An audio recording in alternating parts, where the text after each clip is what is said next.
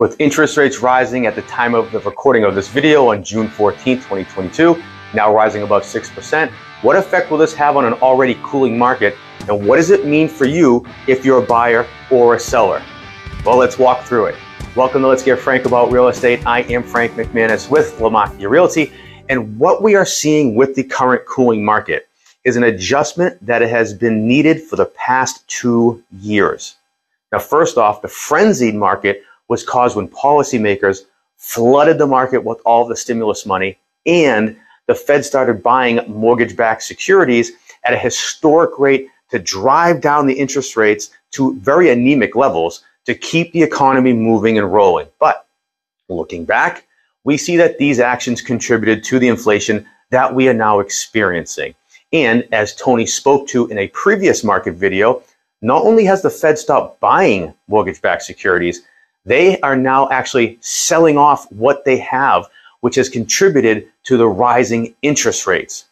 But the good news is available inventory levels are now equal to the previous year for the first time in what seems like forever.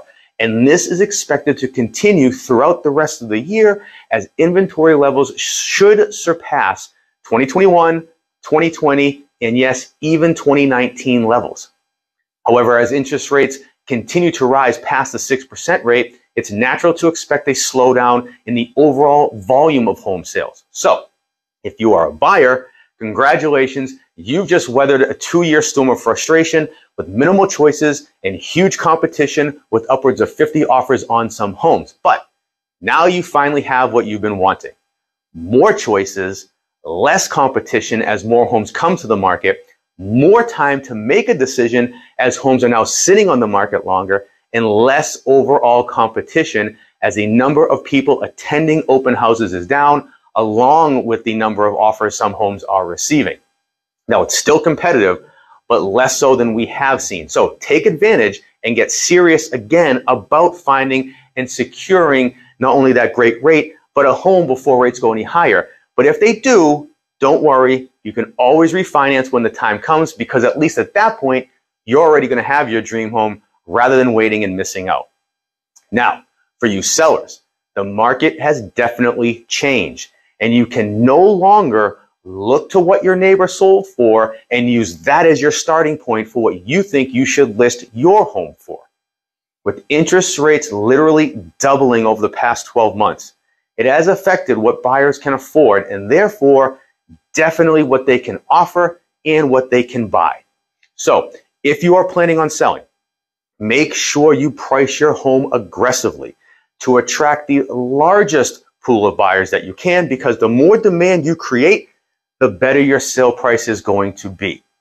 The good news for you is that there's still a large number of hungry buyers out there and less inventory competition than we will see in the late summer and early fall. And with home prices going up 20+% over the past 2 years, you have a great deal of equity in your home. So the bottom line is this: there is a cost of waiting.